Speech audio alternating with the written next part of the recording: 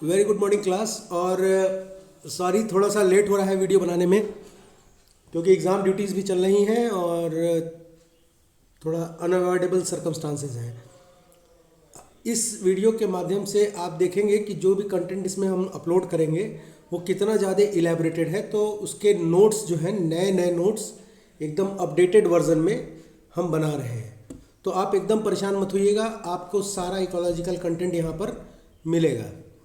तो हम उसको स्टडी करेंगे और देखेंगे, ठीक है। तो शुरू करते हैं। माई सेल्फ डॉक्टर प्रकाश, और आज हम लोग इन्वायरमेंट का लेक्चर 5 देख रहे हैं। इसमें हम लोग क्या क्या कंटेंट को कंसीडर करेंगे ये सब देखा जाएगा अंदर। चलिए चलते हैं क्लास में। तो जैसा कि शुरुआत में मैंने बताया कि सोलर एनर्जी का जो सेगमेंटेशन है, जो इन्वायरमेंट को हम क्लासीफाई कर रहे हैं, उसमें किस किस कंपोनेंट को लिए हैं। तो energy segment, lithosphere segment, hydrosphere segment, biosphere segment और एटमॉस्फेयर सेगमेंट को हम लोग अब तक डिस्क्राइब कर चुके हैं।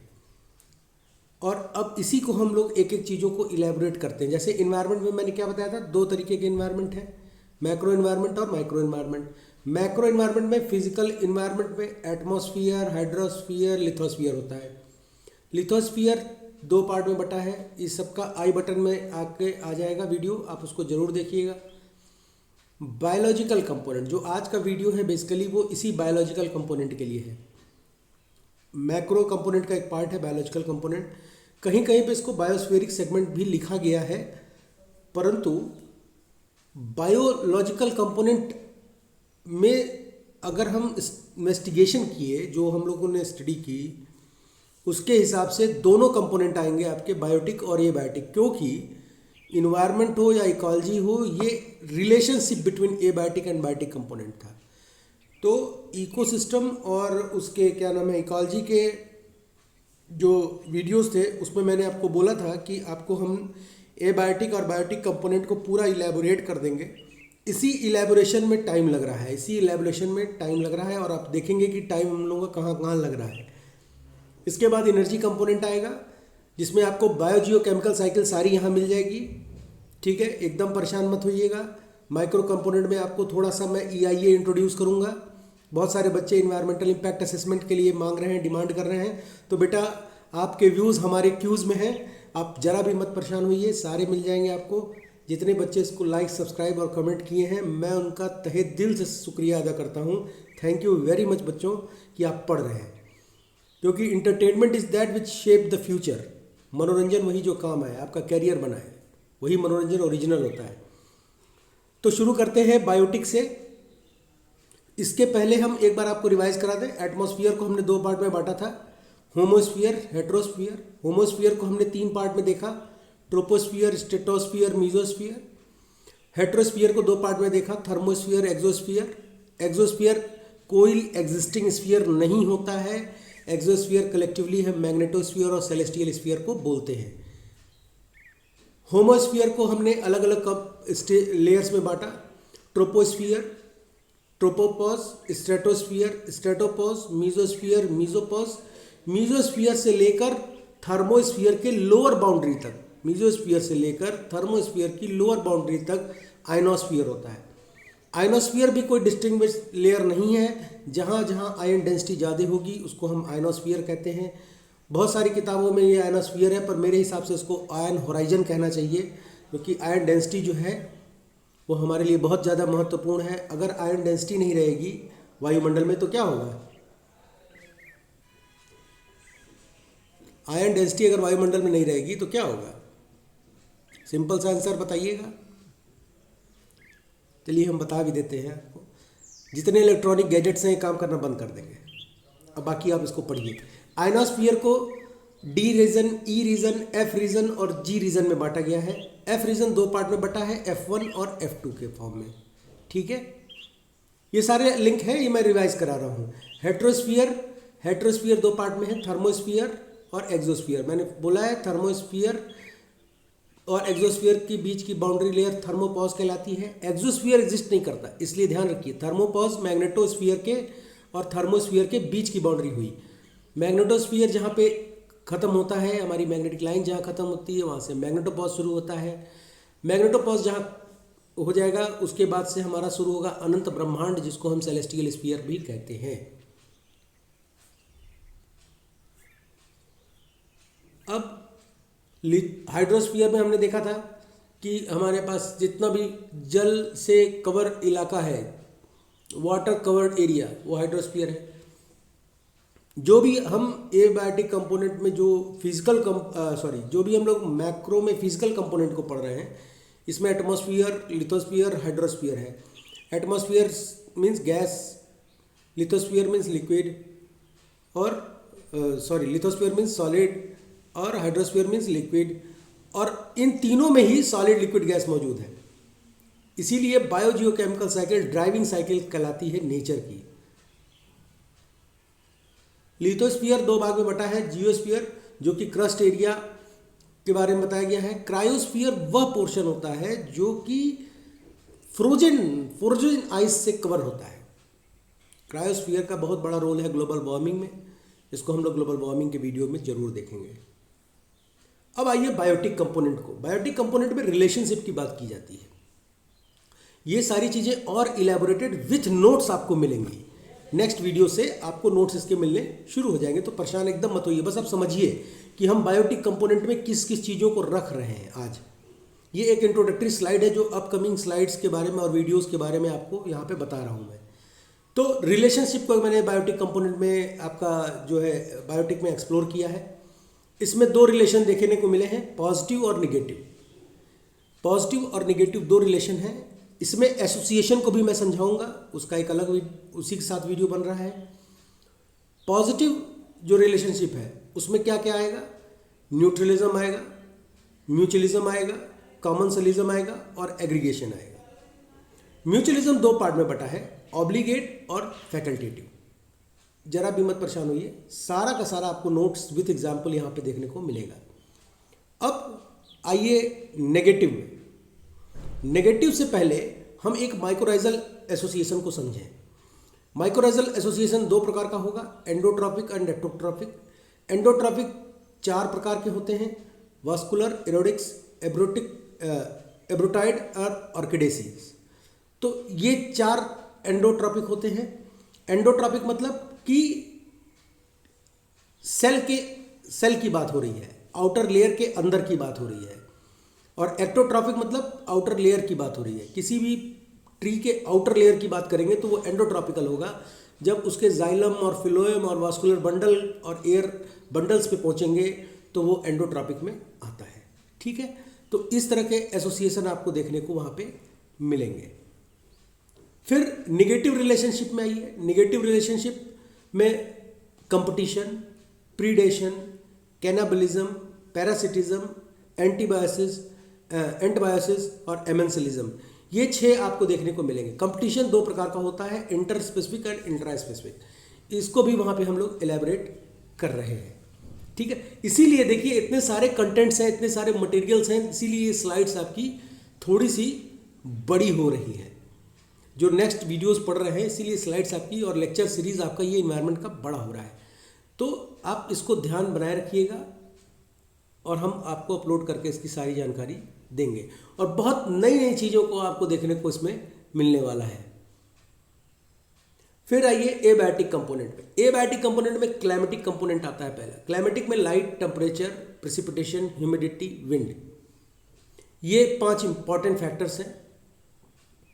अब लाइट में आइए। लाइट में अलग अलग तरीके के लाइट्स पे डिपेंडेंट स्पीसीज होते हैं, हीलियोफाइट्स, साइकोफाइट्स, फैकल्टेटिव हीलियोफाइट्स, फैकल्टेटिव सेकोफाइट्स।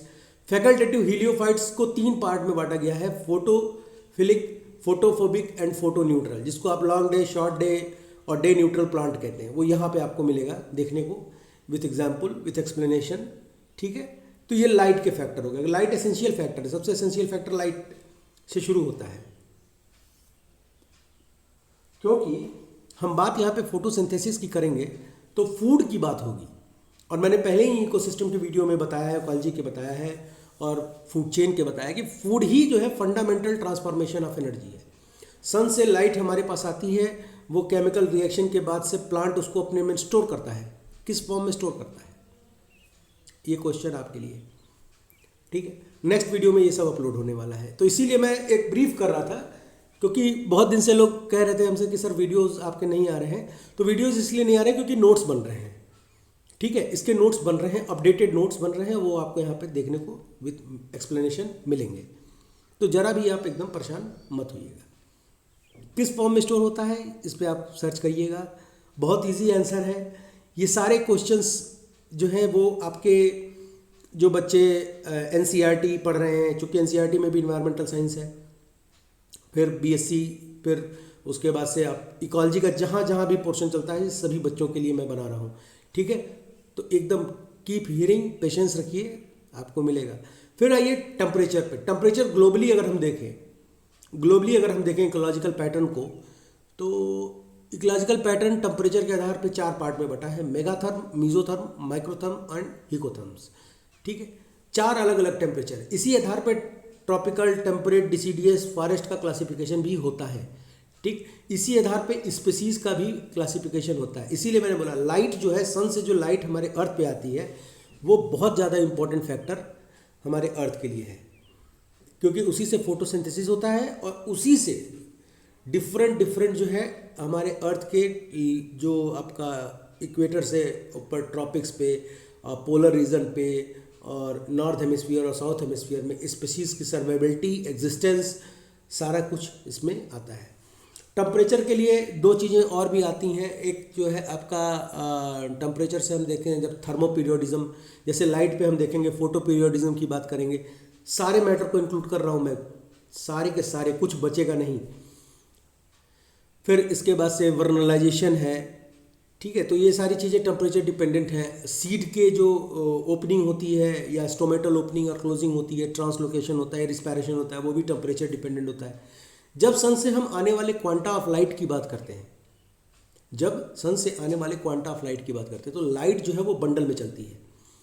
एक बंडल, उस बंडल को अगर हम, जैसे आप बहुत सारे माचिस की तीलियों को एक साथ रबड़ बैंड कर दीजिए, तो वो एक जो है लाइट का बंडल हो गया, मान लीजिए, लेट अस सपोज।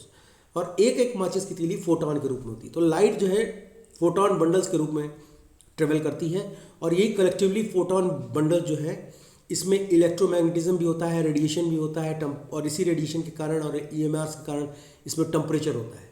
और यही टेम्परेचर हमारे अर्थ पे अलग अलग जीवन शैली को गवर्न करता है, अलग अलग इकोलॉजिकल सिग्निफिकेंस को हम इसमें देखते हैं। फिर प्रेसिपिटेशन। जब हम प्रेसिपिटेशन की बात करते हैं तो प्रेसिपिटेशन में क्या क्या चीज़ें होती हैं, किस किस फॉर्म में प्रेसिपिटेशन होता है, सारी चीज़ों को हम यहाँ पे ओपन करेंगे। Fog, mist, dew, rain, snow, sleet, hail, इन सारे पॉइंट्स को हम यहाँ पे प्रेसिपिटेशन में एबायोटिक कंपोनेंट के स्टडी करेंगे। फिर ह्यूमिडिटी की बात करें। ह्यूमिडिटी को 2 क्लासिफिकेशन देते हैं लोग, एक रिलेटिव ह्यूमिडिटी है और एक ह्यूमिडिटी कैपेसिटी है। तो इसके बारे में भी हम इन्वेस्टिगेशन करेंगे। विंड 2 प्रकार का मेजरली इकोलॉजिकल के लिए होता है, ध्यान रखिएगा। विंड 2 प्रकार का इकोलॉजिकल कॉन्सेप्ट के लिए होता है। वैसे तो विंड 3 प्रकार के होते हैं: प्लेनेटरी विंड, ठीक है, फिर उसके बाद से आपका जिसको हम प्राइमरी विंड भी कहते हैं, फिर सेकेंडरी विंड जिसको हम आपका कॉन्टिनेंटल विंड भी कहते हैं, और टर्सरी विंड जिसको हम लोकल विंड भी कहते हैं। ठीक है, तो इसके बारे में हम, तो ये जो जियोग्राफिक पोर्शन हो गया, परंतु अगर हम विंड को इकोलॉजी में देखें, इकोलॉजिकल पॉइंट ऑफ व्यू में, इन्वायरमेंट को कंसीडर करते हुए, तब उसमें 2 प्रकार के विंड आते हैं। एक परमानेंट विंड आता है और एक पीरियोडिकल विंड आता है। तो इन दोनों को हम लोग एक्सप्लोर उसमें करेंगे। मैं ज़्यादा लंबी स्लाइड इसको नहीं बनाऊंगा क्योंकि इंट्रोडक्टरी है, बाकी सब तो एक्सप्लोर होकर आ ही रहा है। Edaphic factor.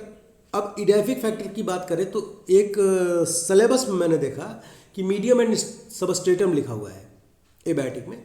तो जिस बच्चे ने मुझे पूछा था, वो देहरादून से है, तो उसने मुझसे पूछा था कि सर सबस्ट्रेटम और जो है मीडियम का कहाँ पे आएगा। तो जब हम सॉयल, फ्लोरा और फना को डिस्क्राइब करेंगे इडेफिक में, तब वो मीडियम और सबस्ट्रेटम के अंतर्गत आता है। फिर इडेफिक को हम सॉयल फॉर्मेशन के आधार पर भी देखने वाले हैं। वेदरिंग का 2 फिनोमिना देखेंगे, पीडोजेनेसिस देखेंगे, formation of soil, soil component की स्टडी करेंगे, जिसमें कि आपका soil water, hygroscopic water, capillary gravitational, combined water, water vapour in soil और पीएफ को स्टडी करेंगे। सॉयल कंपोजिशन में हम सॉयल मिनरल्स को, सॉयल ऑर्गेनिक को और प्राइमरी मिनरल्स और सेकेंडरी मिनरल्स को देखेंगे इसमें, जिसमें आपका ह्यूमस और लीटर्स आते हैं।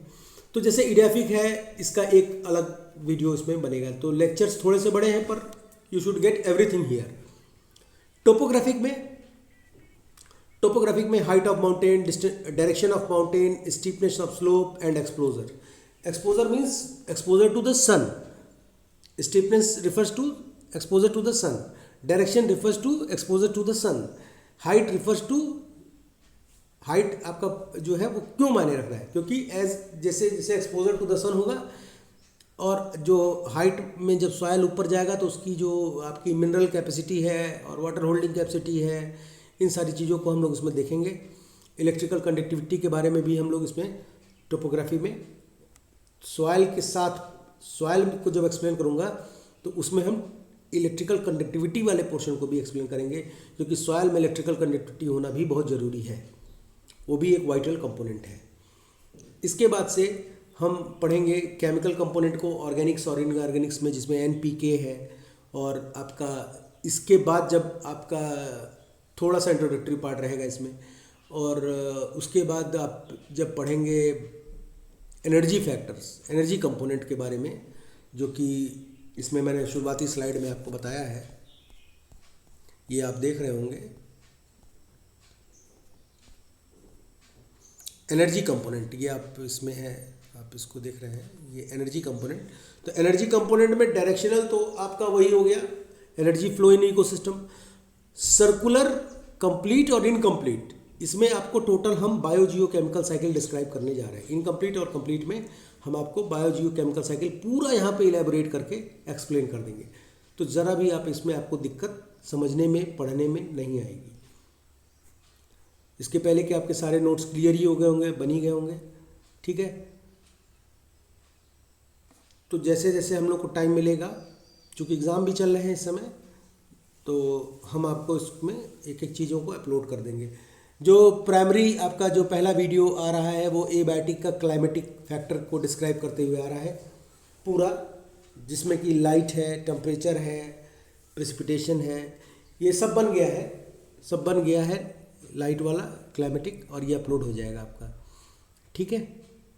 तो ज़रा भी परेशान मत होइएगा, ये चारों पार्ट आप देख लीजिएगा, इंक्लूडिंग ये 5th पार्ट, क्योंकि 6th पार्ट से हम एक एक कंपोनेंट को विथ एग्जाम्पल, विथ नोट्स आपको यहाँ पे प्रोवाइड कर रहे हैं, ठीक। Thank you very much, have a nice day, बने रहिए हमारे साथ।